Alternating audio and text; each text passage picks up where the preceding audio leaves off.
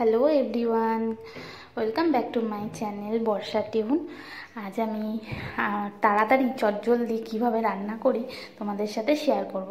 আমি এখানে 4টে পেঁয়াজ আর রসুন নিয়েছিলাম। প্রথমেই পেঁয়াজ আর রসুন দিয়ে শুরু করছি, কারণ এইগুলোকে আমি আগে সমস্ত কিছু কেটে কুটে নিই, তারপরে আমি বাকিটা রান্নারেতে যাই। কারণ এক হাতে ক্যামেরা করি তো খুব অসুবিধা হয় নিজে নিজে। তো সমস্ত কিছু দেখো, মাংসটাও ধুয়ে রেখেছি।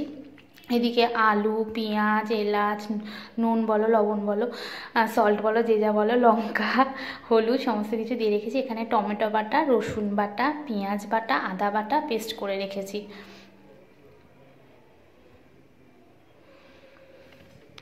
সমস্ত কিছু ধুয়ে ধাইয়ে রেখেছি যাতে তাড়াতাড়ি হয়ে যায়, কারণ অফিস যাওয়ার টাইমে এত তাড়াহুড়ো থাকে না। তো আমি এরমভাবেই রান্না করি, হুড়োপাটি করে। তোমরা অনেকেই অনেক সুন্দর রান্না করতে পারো, দেখি সবারই সুন্দর সুন্দর ভিডিও। তো আমি অতটা পাকাপোক্ত নই, আমি যেরম পারি আমি শর্টকাটে সেরমভাবেই রান্না করে তোমাদের সাথে শেয়ার করলাম। অনুরোধ রইল, যারা যারা আমার ভিডিওটা দেখছো তারা পুরো একদম কোনো স্কিপ না করে প্রথম থেকে শেষ পর্যন্ত দেখো অ্যাড সহ। দেখো, আমি কড়াটা গরম হয়ে গেছিলো, তেল দিলাম। এবার তেলটা গরম হওয়ার অপেক্ষায় আমি ওয়েট করব, যে তেলটা গরম হয়ে গেলে তারপর আমি একে একে কী দিতে থাকি, তোমরা দেখতে থাকো। আমার মতন যারা শর্টকাট রান্না করবে তাদের কেমন লাগলো একটা সুন্দর মিষ্টি কমেন্ট কিন্তু অবশ্যই করে দিও তোমরা। আমি তেলটা গরম হওয়ার অপেক্ষায় করছিলাম।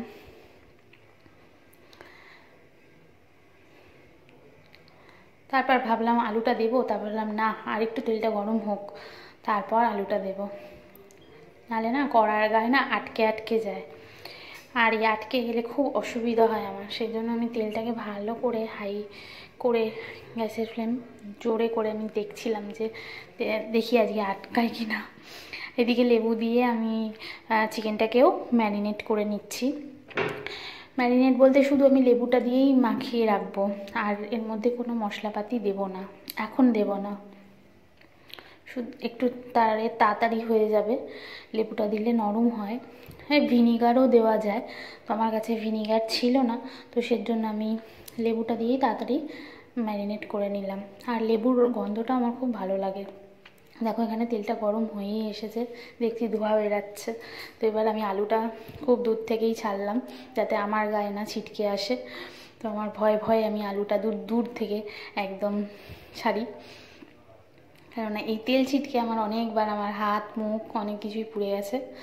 তো কী বলবো, এখানে দেখো আমি আলুর মধ্যেই পেঁয়াজ, যেহেতু শর্টকাট বলেছি, তো আমার আলু তুলে রাখার কোনো সিন নেই, বা আগে পেঁয়াজ ভাজা যেমন নর্মালি মাংস তোমরা রান্না করো, বা অনেকের ভিডিওতে দেখেছি সুন্দরভাবে রান্না করতে। তো আমার একদম তাড়াহুড়োর টাইমে আমি এরকমই আবোল তাবোল করে ফেলি। এই আবোল তাবোল রান্নাটা কেমন লাগলো অবশ্যই তোমরা কিন্তু জানিও। দেখো, আমার ছুরি কাঁচি সবই আছে, কিন্তু তবু আমি হাত দিয়ে লঙ্কা কাটি, লঙ্কা ভেঙে ভেঙে কড়াই দিয়ে দিই। কাঁচা লঙ্কা দিচ্ছি কারণ আমার ছেলে যদিও বা মাংস খেতে চায় না একদমই, কিন্তু মাঝে মাঝে একটু আলু টালু খায়, তো সেজন্য বেশি ঝাল দিই না, গুঁড়ো লঙ্কাটা ইউজ কমই করি, তো কাঁচা লঙ্কাটা দিই। কাঁচা লঙ্কার ব্যবহারটা আমি করি সবেতেই, গুঁড়ো লঙ্কাটা একটু কম ব্যবহারটাই করি। এখানে আমি চিকেনটাও দিয়ে দিলাম। দেখো, আলু, পেঁয়াজ, লঙ্কা, চিকেন সব একসাথে দিয়ে ভাজাভাজি করবো আমি। এটাই আমার শর্টকাট, বুঝলে। আমার যদি সময় হাতে থাকে, যেদিনকে আমি ভাবি আমার সময় হাতে আছে, সেদিনকে আমি আগে আলু ভেজে তুলে রাখি, তারপর পেঁয়াজ মশলা কষিয়ে মাংসটাকেও ম্যারিনেট করে রেখে দিতাম, নুন হলুদ সমস্ত কিছু মাখিয়ে টক দই। কিন্তু যখন আমার তাড়াহুড়োর টাইম থাকে তখন আমি দিশাহারা হয়ে যাই। দিশাহারা হয়ে গিয়ে সমস্ত কিছু দিয়ে দিই। এখানে দেখো, নুন হলুদ জিরে গুঁড়ো লবণ নুন সল্ট তোমরা যে যেটা বলো, আমি সমস্ত কিছুই দিয়ে দিলাম। আমি তো নুন বলি তাই আমি নুনটাই বলছি। তো সমস্ত কিছু দিয়ে আবারও নাড়াচাড়া করে বেশ ভাজা ভাজা করে নেব, সেজন্য আমি অপেক্ষা করব। আর এটাকে মিক্সড করে নিচ্ছি যাতে চারিদিকে মানে সব মশলাপাতি একদম ভালোভাবে মিক্সড হয়ে যায়। দেখো এত কড়া গরম করলাম, তাও কড়া যে কেন সেটে সেটে যায় আমি বুঝি না, আটকে আটকে যাচ্ছে, পুরো একদম আটকে আটকে যাচ্ছিলো। এতটা তেল গরম করলাম, পুরো ধোঁয়াই উঠছিল। তারপরে যেটা ভয় পাই সেটাই হয়। এর জন্যে কড়াটা কেন যে হয়, তোমরা যদি কেউ জানো প্লিজ আমাকে কমেন্ট করে জানিও যে কেন আটকে যায়, এত গরম করার পরেও কেন আটকে যায়।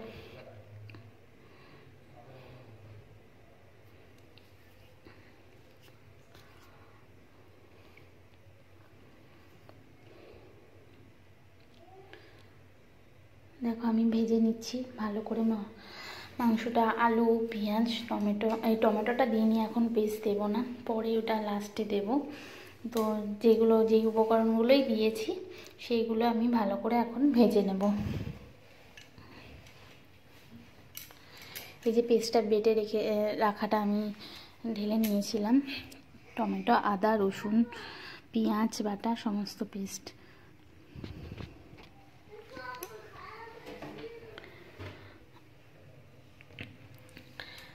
পেস্টটা দিয়ে নাড়াচাড়া করে নিচ্ছি।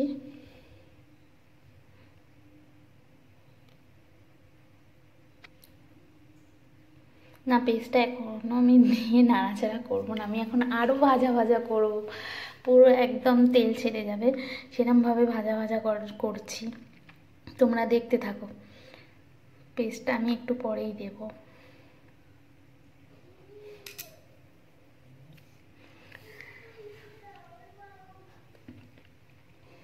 দেখেছো তেল বেরাচ্ছে।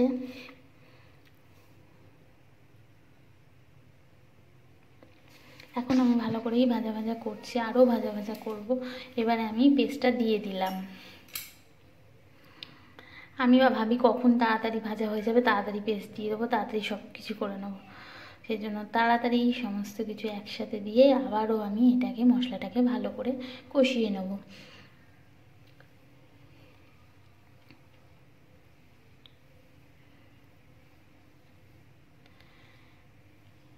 এতে করে না আলু, পেঁয়াজ, মানে আমার মনে হয় যে সবেতেই একদম মশলাগুলো পারফেক্টলি একদম ঢুকে যায়।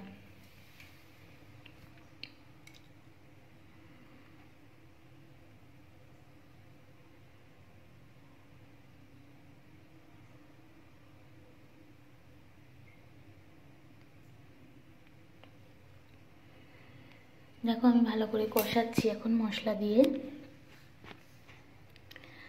তোমরা দেখতে থাকো। আর যাদের যাদের ভালো লাগবে তারা একটা মিষ্টি কমেন্ট করে দিও।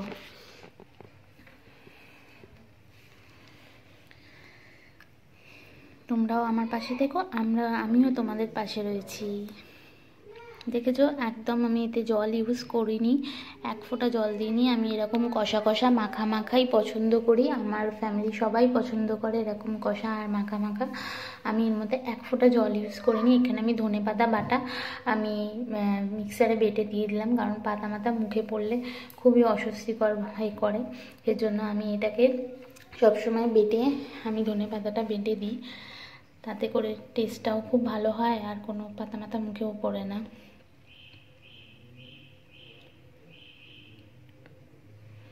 আমার হাজবেন্ডও এরকম ধনেপাতার চাটনি বাটা এরকম ধনেপাতাটা পছন্দ করে, আমিও খুব পছন্দ করি, তাই আমরা একটু ধনেপাতাটা একটু বেশি করেই দিই চিকেনে। এটা রুটি, পরোটা, রাইস সাথে সমস্ত কিছুই ভালো লাগবে। আর এতে আমি এক ফোঁটা জল ইউজ করিনি, বুঝতে পারছো কীরকম সুন্দর লাগবে কষা কষা।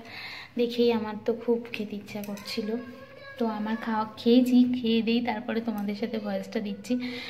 খুব টেস্টি হয়েছে। তোমরা দেখতে থাকো, এইভাবেই তোমরা দেখতে থাকো, আর আমিও দেখবো তোমাদের পাশে থাকবো। দেখো মাংসটা একদম কষা কষাই আরও বেশি করে কষে নিলাম, কষে কষে কষে কষে দেখো আমার এবার ফাইনালি হয়ে গেছে। তো এবার আমার হাজব্যান্ড অফিস যাবে, তো ওর জন্য খাবারটা আমি একেবারেই বেড়ে নিয়েছি, তো বেড়ে তোমাদের সার্ভ করে দেখাচ্ছি। আমি বেশি কিছু রান্না তাড়াতাড়ি সকালবেলার টাইমে বেশি কিছু করতে পারি না। তো আজকে চিকেন ছিল বলে সেজন্য চিকেন থাকলে আর কিছু দরকারও হয় না, চিকেন দিয়েই সব ভাত খেয়ে নেয়। তো আমি সেজন্য আর কিছু করার সময় পাইনি। তো শর্টকাটে আমি চিকেনটা করে দিয়েছি আর স্যালাড দিয়ে। এবার আমি আমার হাজব্যান্ডকে নিয়ে যাচ্ছি, বেড়ে দিয়েছি, ওকে খেতে দেবো। তো সবাই যারা যারা এতক্ষণ আমার এই ভিডিওটাকে দেখলো তাদেরকে অসংখ্য ধন্যবাদ।